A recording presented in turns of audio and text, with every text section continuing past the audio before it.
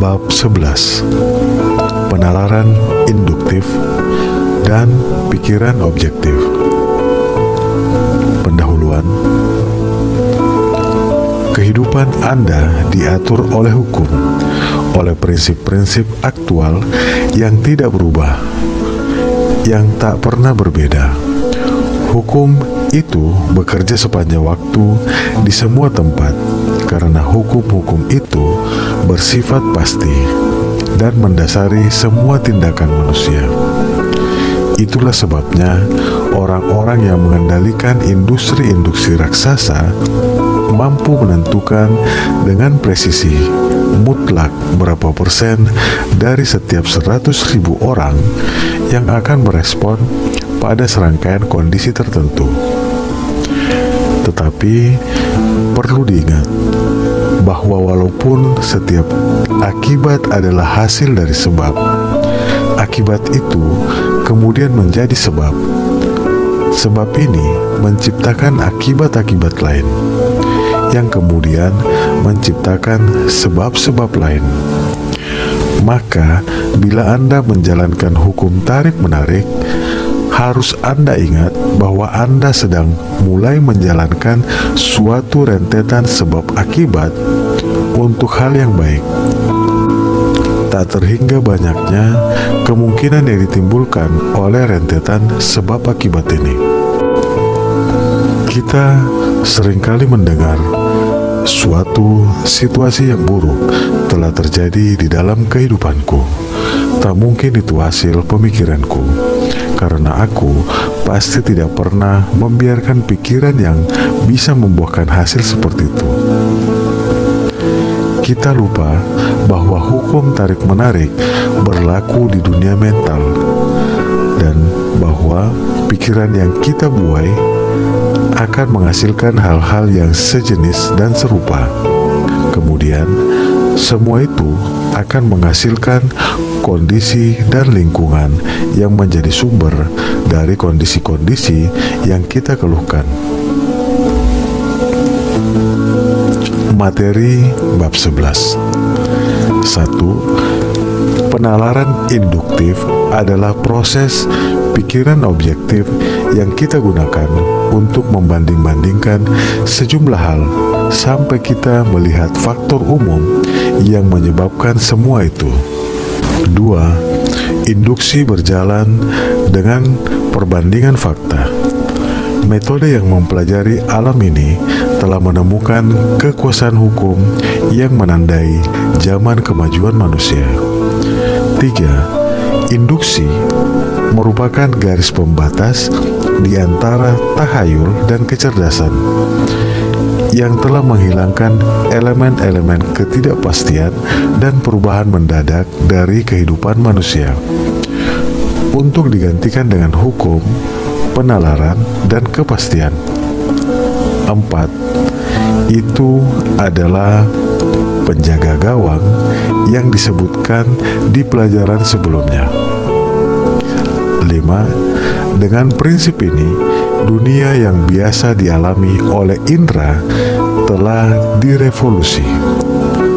Ketika matahari telah berada di tempatnya, maka bumi yang tampaknya rata ini ternyata berbentuk bola dan berputar di sekeliling matahari.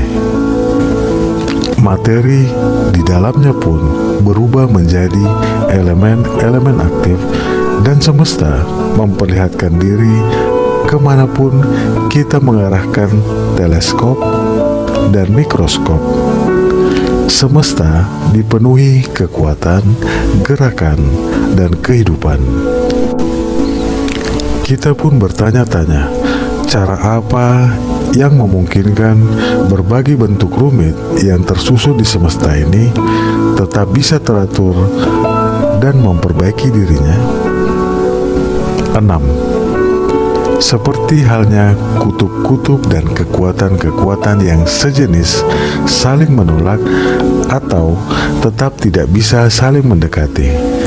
Secara umum, sebab ini tampaknya juga membuat jarak yang pas dengan bintang-bintang, manusia, dan kekuatan. sebagaimana manusia dengan sifatnya yang berbeda-beda mulai bekerja sama. Demikian juga kutub yang berlawanan saling tarik-menarik. Elemen-elemen yang tidak pernah memiliki sifat yang sama, seperti asam dan gas, justru akan saling mendekat. Surplus dan permintaan datang silih berganti. 7. Mata mencari dan menerima kepuasan dari warna-warna yang melengkapi benda tertentu. Kebutuhan, keinginan, dan hasrat di dalam pengertian yang terbesar menyebabkan, mengarahkan, dan menentukan tindakan tertentu. 8. Merupakan hak istimewa kita bila kita menyadari prinsip itu dan kemudian bertindak sesuai dengannya. Xavier melihat sebuah gigi milik binatang yang sudah punah.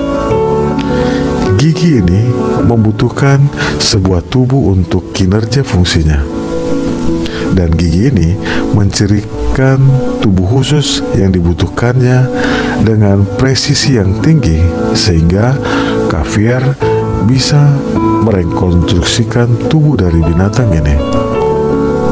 9. Ada penyimpangan orbit yang diamati pada gerakan Uranus. Le Verrier membutuhkan sebuah bintang lain di suatu tempat untuk menjaga keteraturan sistem tata surya. Neptunus pun muncul di tempat itu pada waktu yang ditentukan. 10. Keinginan instingtif binatang dan keinginan intelektual Xavier, keinginan alam dan keinginan pikiran Le Verrier semuanya mirip, dan demikian pula hasilnya. Di sini ada pemikiran tentang eksistensi, di sana muncul eksistensinya.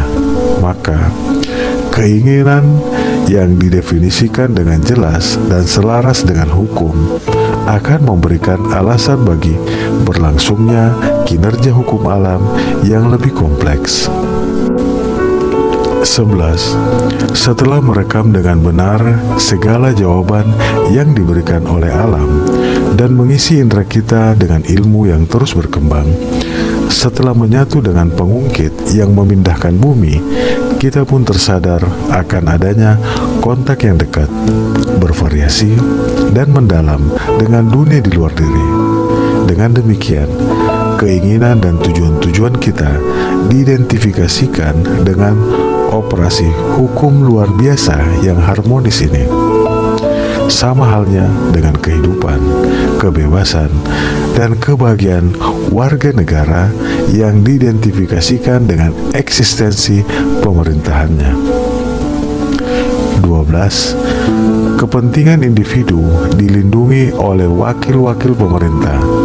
Kebutuhan-kebutuhan individu mungkin tergantung pada pasokan tertentu yang dirasa lebih bersifat universal dan tetap. Karena kita adalah warga negara yang sadar di republik alam ini, kita pun aman dengan gangguan agen-agen rendahan dengan cara bersekutu dengan kekuatan-kekuatan superior.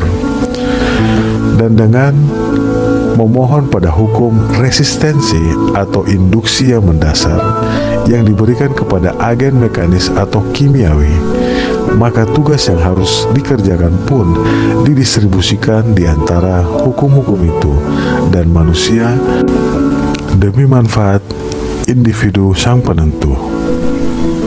13. Seandainya Plato bisa melihat gambar-gambar yang dibuat oleh matahari dengan bantuan fotografer atau ratusan ilustrasi serupa tentang apa yang dilakukan manusia melalui induksi, Plato mungkin teringat akan peran gurunya dalam hal pembidanan intelektual, dan di pikirannya sendiri Plato mungkin memunculkan visi tentang suatu tempat di mana semua pekerjaan manual dan mesin serta pengulangannya ditugaskan pada kekuatan alam. Di sana keinginan kita dipuaskan oleh pekerjaan yang murni bersifat mental, yang digerakkan oleh kemauan, dan di situ pasokan diciptakan oleh permintaan. 14. Sejauh apapun tempat itu, induksi telah mengajar manusia untuk bergerak ke arah sana dan telah mengelilinginya dengan manfaat-manfaat yang sekaligus merupakan hadiah untuk kesetiaan di masa lalu, serta insentif untuk pengabdian yang lebih tekun. 15. Untuk menyelesaikan secara total, induksi juga membantu kita untuk mengonsentrasikan dan menguatkan kemampuan kita. Induksi memberikan solusi yang tidak pernah salah untuk individu dan masalah-masalah universal bila pikiran dioperasikan di dalam bentuknya yang paling murni. 16. Di sini kita menemukan suatu metode yang intinya adalah mempercayai bahwa supaya kita memperoleh apa yang kita cari, kita harus terlebih dahulu percaya bahwa hal itu telah diperoleh. Metode itu diwariskan kepada kita oleh Plato, yang di luar lingkupnya tidak pernah bisa mengetahui bagaimana ide-ide menjadi realitas. 17. Konsepsi ini juga dijelaskan oleh Swedenborg di dalam doktrinnya tentang persesuaian, dan seorang guru yang lebih besar telah berkata, apapun yang kamu minta dan doakan, percayalah bahwa kamu telah menerimanya, niscaya kamu akan memperolehnya. 18. Pertama-tama kita harus percaya bahwa keinginan kita telah dipenuhi dan sukses nantinya akan mengikuti. Inilah petunjuk yang tepat untuk menggunakan kekuatan kreatif pikiran, yaitu dengan menanamkan hal tertentu yang kita inginkan pada pikiran subjektif universal sebagai fakta yang sudah ada. 19. Kita berpikir di tataran yang mutlak dan menghilangkan semua pertimbangan tentang kondisi atau batasan. Kita menanam suatu benih yang bila dibiarkan tanpa diganggu, pada akhirnya akan tumbuh menjadi fakta yang nyata. 20. Sebagai kajian, penalaran induksi adalah proses dari pikiran objektif yang kita gunakan untuk membandingkan sejumlah contoh terpisah antara satu dengan lainnya, sampai kita melihat faktor umum yang menjadikan semua itu. Kita melihat orang-orang di setiap negara beradab di dunia ini yang memperoleh hasil melalui proses yang tampaknya tidak mereka pahami. Biasanya mereka menganggapnya sebagai misteri. Penalaran kita diberikan kepada kita dengan tujuan untuk mengetahui hukum yang digunakan untuk mencapai hasil-hasil itu. 21. Kinerja proses pemikiran terlihat pada orang-orang yang beruntung, yang memiliki segala sesuatu, sementara orang-orang lain harus bekerja keras untuk memperolehnya. Orang-orang yang beruntung ini tidak pernah harus berperang dengan hati nurani, karena mereka selalu bertindak dengan benar dan selalu bersikap taktis. Mereka mempelajari segala sesuatu dengan mudah, menyelesaikan apa yang telah mereka mulai dengan baik dan bahagia, hidup harmonis dengan diri sendiri, tanpa harus banyak merefleksikan apa yang mereka lakukan. Mereka tidak pernah harus mengalami kesulitan atau harus bekerja keras. 22. Buah dari pemikiran ini seakan-akan merupakan hadiah dari dewa, tetapi hadiah ini disadari, dihargai, atau dipahami hanya oleh beberapa orang saja. Sungguh merupakan hal yang sangat penting untuk mengenali kekuatan luar biasa yang dimiliki oleh pikiran dalam kondisi-kondisi yang tepat. Dan penting untuk disadari adanya fakta bahwa kekuatan ini dapat digunakan, diarahkan, dan dibuat tersedia untuk solusi setiap masalah manusia.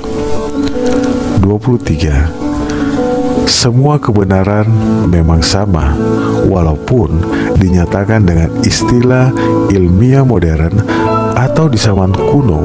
Jiwa-jiwa yang pemalu tidak bisa menyadari bahwa kelengkapan kebenaran membutuhkan berbagai pernyataan, bahwa tidak ada formula manusia yang akan menunjukkan setiap sisinya.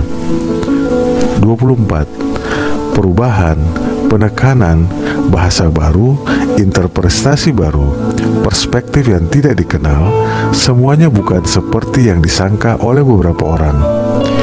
Itu semua adalah tanda perubahan dari kebenaran.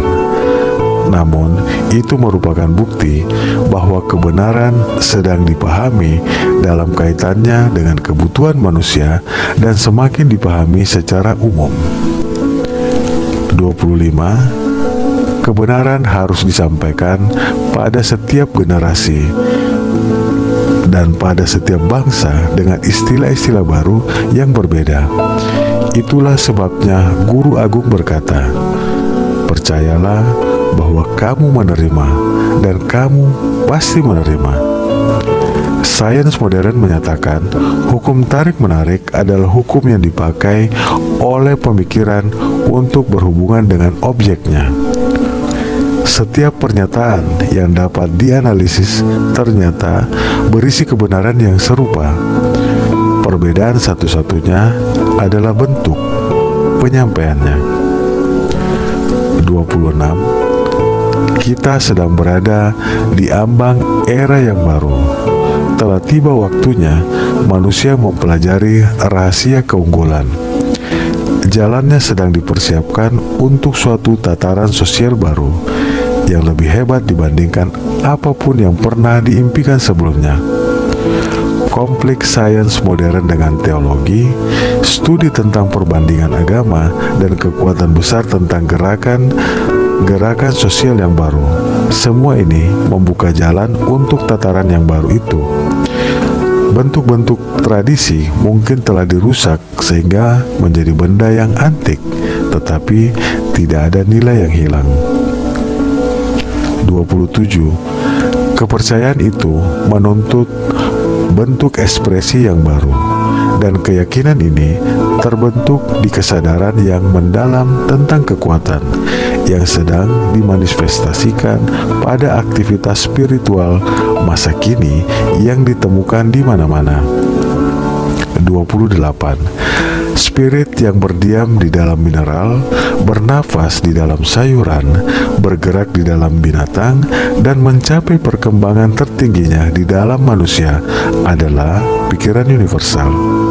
Dan ia menyelaraskan kita untuk menjembatani jurang antara ada dan melakukan, teori dan praktik, dengan cara mendemonstrasikan pemahaman kita tentang lingkup pengaruh yang telah diberikan kepada kita. Sejauh ini, penemuan terbesar di sepanjang abad adalah kekuatan pikiran. Pentingnya penemuan ini disadari dengan sedikit terlambat, tetapi akhirnya ia disadari. Dan kini, di setiap bidang riset, pentingnya penemuan terbesar dari segala penemuan besar ini sedang dibuktikan. 30. Anda bertanya, apa kekuatan kreatif dari pikiran ini? Jawabannya, menciptakan ide-ide. Lalu, ide-ide ini mengaktualkan diri dengan cara menyediakan, menciptakan, mengamati, memahami, menemukan, menganalisis, menguasai, mengatur, menggabungkan, dan menggunakan materi dan kekuatan. Ia dapat melakukannya karena merupakan kekuatan kreatif yang cerdas. 31. Pemikiran mencapai aktivitasnya yang tertinggi ketika tenggelam ke dalam dirinya yang misterius. Ketika ia kemudian muncul melalui batasan diri yang sempit dan melewati satu kebenaran ke kebenaran lain menuju wilayah cahaya kekal. Disinilah semua yang sekarang ada, yang dahulu ada, yang akan selalu ada, melebur menjadi satu harmoni agung.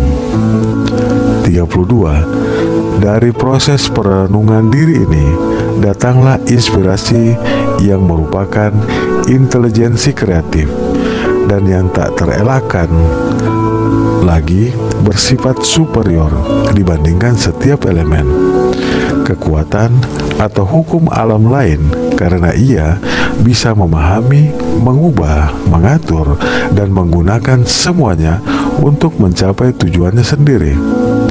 Semua itu dimilikinya. 33. Kearifan dimulai dengan munculnya penalaran.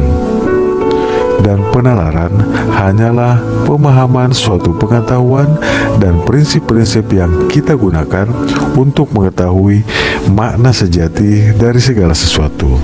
Maka kearifan adalah penalaran yang bersinar, dan kearifan ini mengarah pada kerendahan hati, karena kerendahan hati merupakan bagian yang besar dari kearifan.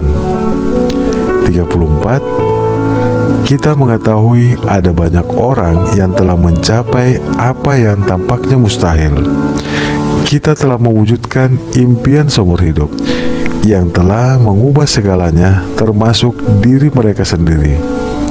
Terkadang kita terpesona melihat kekuatan yang tampaknya sungguh kuat, yang kelihatannya selalu tersedia ketika sangat dibutuhkan. Tetapi sekarang segalanya sudah jelas. Yang dibutuhkan hanyalah pemahaman akan prinsip-prinsip dasar yang pasti dan penerapannya yang tepat. 35. Untuk latihan Anda minggu ini, berkonsentrasilah pada kutipan yang diambil dari kitab suci. Apapun yang kamu minta dan doakan, percayalah bahwa kamu telah menerimanya. Niscaya kamu akan memperolehnya. Ingatlah bahwa di sini tidak ada batasan apapun. Itu jelas sudah pasti. Maka satu-satunya batasan yang diberikan pada kita adalah kemampuan kita untuk berpikir, untuk sesuai dengan kesempatannya, untuk bangkit pada keadaan darurat, untuk mengingat bahwa iman bukanlah suatu bayangan, melainkan situasi substansi dari segala hal yang diharapkan, bukti dari segala hal yang tidak terlihat.